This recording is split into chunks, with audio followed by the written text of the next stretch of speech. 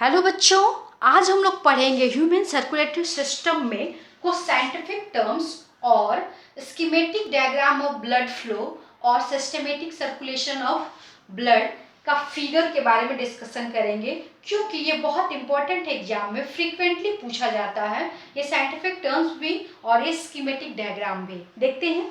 Systole means contraction, मतलब heart chamber का contraction. Atrial systole means auricle, और atrium को ही ऑरिकल्स कहते हैं, और इसके कॉन्ट्रैक्शन को बोलेंगे atrial systole. Ventricular systole means ventricles, ventricles का contraction. Diastole means relaxed form, किसका? हार्ट चेम्बर्स का relaxed form. Joint diastole means जब चारों chamber, two auricles two ventricle relaxed form में होते हैं, उसको बोलते हैं ज्वाइंट डायस्टोल।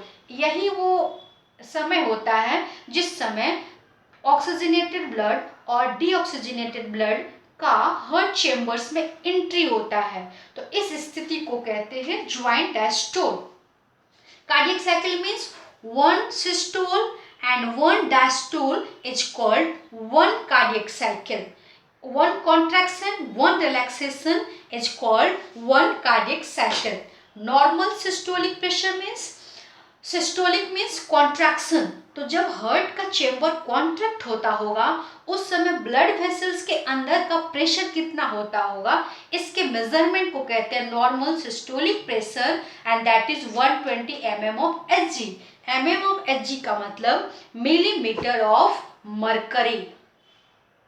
अब देखिए नॉर्मल डायस्टोलिक प्रेशर, मतलब जब हार्ट चेम्बर रिलैक्स्ड फॉर्म में होगा उस समय ब्लड वेसल्स के अंदर का प्रेशर को कहते हैं normal diastolic pressure, and that is 80 mm of Hg, means blood pressure 120/80।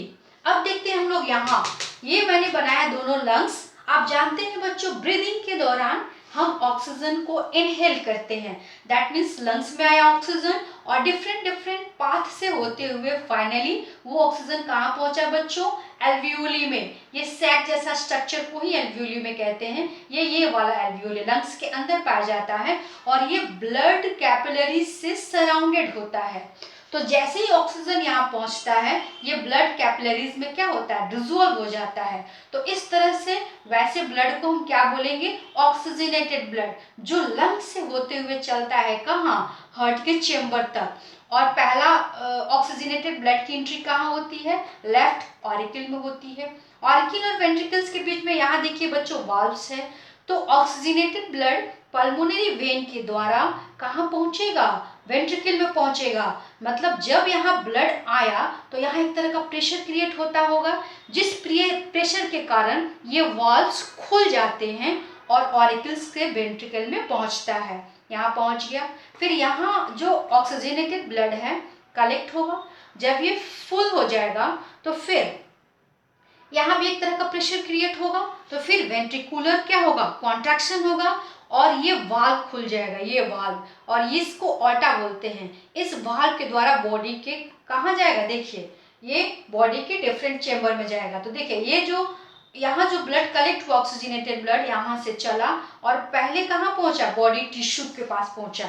Body tissue मतलब सेल्स को क्यों जरूरत होती है? क्योंकि ऑक्सीजनेशन के लिए जो हम लोगों ने फूड खाया उससे जो न्यूट्रिएंट्स मिला उसका ऑक्सीडाइजेशन होना है, उससे एटीपी बनाना है हमारे सेल को।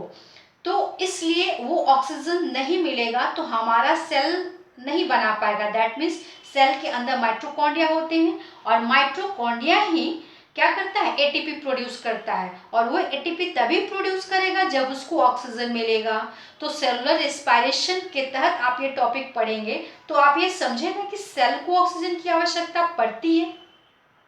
जिस समय बॉडी का सेल ब्लड से ऑक्सीजन को ट्रैप करते हैं, एब्जॉर्ब करते हैं, ठीक उसी समय CO2 जो सेल में रहता है वो कहाँ भेज दिया जाता है? ब्लड में।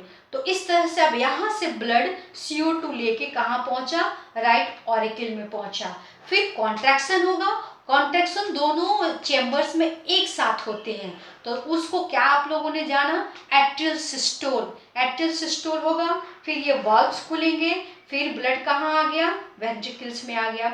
फिर यहाँ पे वेंट्रिकल में आ गया, यहाँ पे डीऑक्सीजनेटेड ब्लड आके कलेक्ट है, यहाँ ऑक्सीजनेटेड ब्लड कलेक्ट है। फिर वेंट्रिकुलर क्या होगा, कॉन्ट्रैक्शन होगा, दैट मीन्स वेंट्रिकुलर सिस्टोल होगा, जिसके बाद यहाँ से ब्लड कहाँ चला जाएगा, यहाँ से यहाँ का ब्लड कहाँ जाएगा, लंग्स में जाएगा। किस लिए जाएगा, ऑक्सीजनेशन के लिए जाएगा। दैट मीन्स ऑक्सीजन ब्लड में डिजोल्व होना है और CO2 को बॉडी से बाहर निकल जाना है। इस प्रोसेस को ऑक्सीजनेशन कहते हैं। तो इस तरह से यहाँ पे कलेक्टेड ब्लड कहाँ चला गया, लंग्स में चला गया, और लंग्स से आया हुआ ब्लड कहाँ गया, यहाँ। तो 2 बार एंट्री हो रही है ना ब्लड का हार्ट में, एक बार आया और एक बार गया, इसीलिए डबल सर्कुलेशन भी कहते हैं। लेकिन ये इसका मतलब है लंग्स और बॉडी टिश्यू का दिखाना और पाथवे दिखाना, that is schematic diagram of blood circulation. Schematic जब भी टर्म पूछे एग्जाम में, आपको ये समझना है कि हमको लंग्स और बॉडी टिश्यू के साथ साथ ब्लड का पाथवे भी दिखाना है। थैंक यू बच्चों।